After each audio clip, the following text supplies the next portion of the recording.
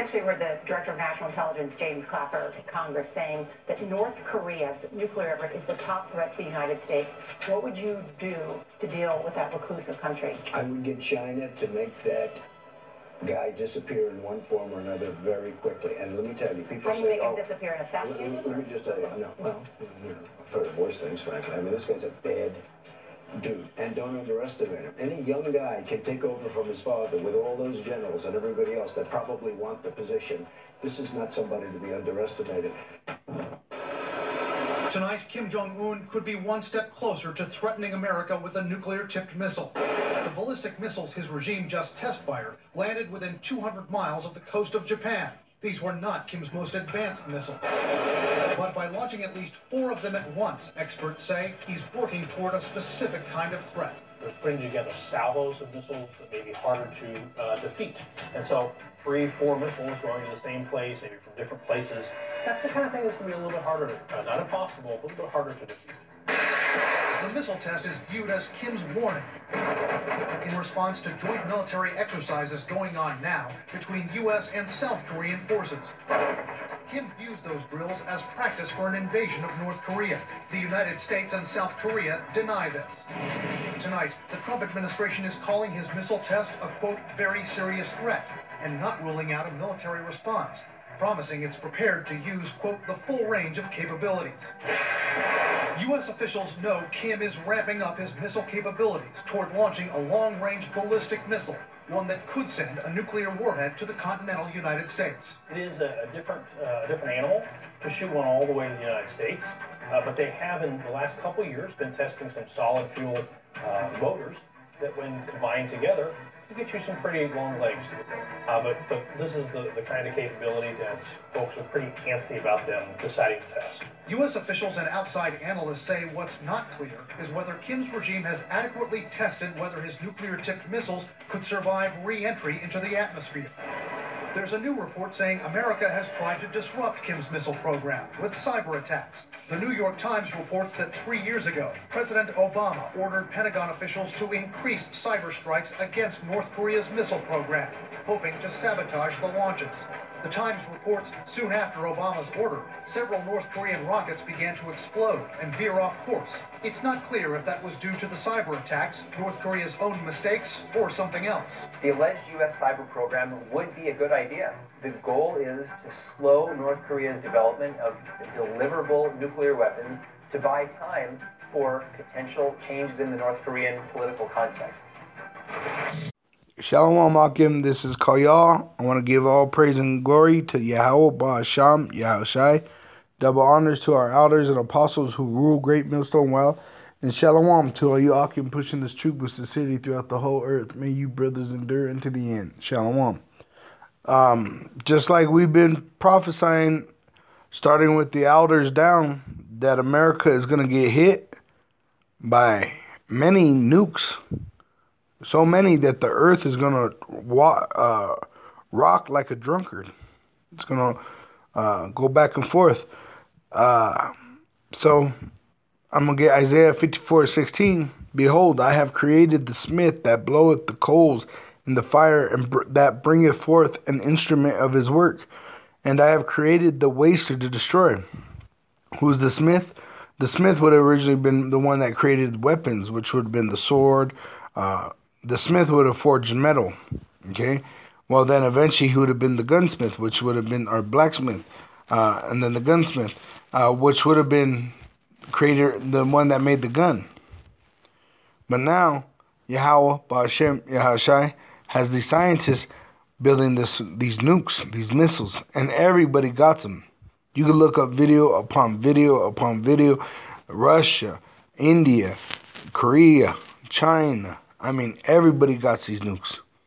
And you got to remember, once these nukes go off over here, any nuclear reactor will explode like 100 more nukes.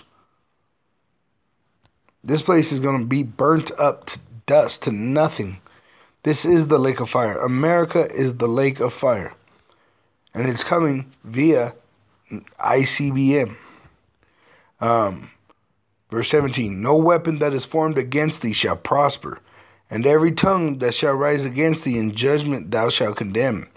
This is the heritage of the servants of Yahweh, and their righteousness is of me, saith Yahweh. Okay, and that last one, that scripture is used a lot in the Christian churches, but that's not for everybody. That's only for the elect, that no weapon formed against them shall prosper. That's only for the elect of Israel, which is going to be 144,000 men, and 1/3 under those men, which could be either women, children, and also friends of the prophets. Romans 8, verse 33, who shall lay anything to the charge of Yahweh's elect? It is Yahweh that justifieth. Who is he that condemneth? It is Hamashiach that died, yea, rather that is risen again, who is even at the right hand of Yahweh, who also maketh intercession for us. And he's making intercession for the elect. 35, who shall separate us from the love of Hamashiach? Shall tribulation, or distress, or persecution, or famine, or nakedness, or peril, or sword? As it is written, for thy sake we are killed all the day long. We are accounted as sheep for the slaughter. Nay, in all these things we are more than conquerors, through him that loved us. For I am persuaded that neither death, nor life, nor angels, nor principalities, nor powers, nor things present, nor things to come, nor height, nor depth, nor any other creature shall be able to separate us from the love of power which is in Hamashiach Yahushua our King, which is talking about the elect. The elect is going to be given enough faith to come all the way through, past even the nukes. They're going to be preserved through Jacob's trouble, through famine, through pestilence, through all this, through even death. If they are put to death on this side, they're going to be resurrected when Yahushua returns. Nothing can separate the elect from Yahweh B'Ashem Yahushua. Nothing. This is 2 Peter chapter 3, verse 10. But the day of the King will come as a thief in the night, in the which the heavens shall pass away with a great noise. And those nukes is what's the great noise when they blow up. And the elements shall melt with a fervent heat. The earth also and the works that are therein shall be burnt up. That's why all your struggles for success, all your struggles for anything but to get into the rightful standing with Yahweh B'Ashem Yahushua is vain. It's worthless. It's trash. Okay? You think you're going to go start a business? You're wasting your time. We don't have 10 years. Soon, if we grow old, we won't live. We're so fucking polluted with GMOs and chemtrails. We cannot produce food soon. We won't be able to. The children are going to come out all fucked up, all deformed. There is not 10 years left on this earth. And the elements shall melt with a fervent heat, and the earth and the works that are therein shall be burnt up. And that's including your job, your school, your family, your kids. Everything's going to be burnt up. Yahweh B'Ashem Yahushua is not a respecter of persons.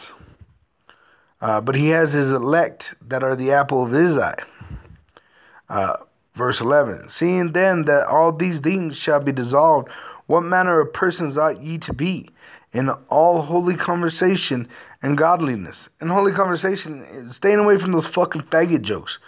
You know, I know a lot of these Edomites, they love these fucking faggot jokes. You know? Holy conversation is pretty much dealing with the prophecies and starting with the scriptures, you know? And going into the prophecies, you know? And pretty much when you're around a brother, pretty much that's all they could talk about is scripture. That's how you know part of the elect. That's a characteristic of the elect. They're always in the scripture.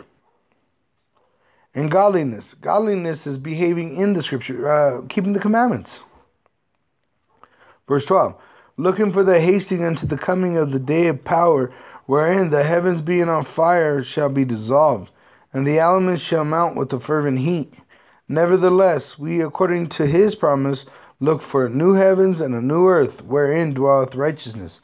And righteousness is where these commandments are going to be carried out. They're going to be lived in, and when they're broken, the judgment is going to be set forth and carried out. You see homosexuals walking down the street, they're going to fucking be put to death. Edomites, they're going to be put in chains. That's where an Edomite belongs. So-called Caucasians belong in shackles, slaves. Men and women that commit adultery, they're going to be put to death. So that's what righteousness is. The commandments of Yahweh Ba'Shem Yahushai being lived out, and the judgment, if they break the commandment, that should be carried out.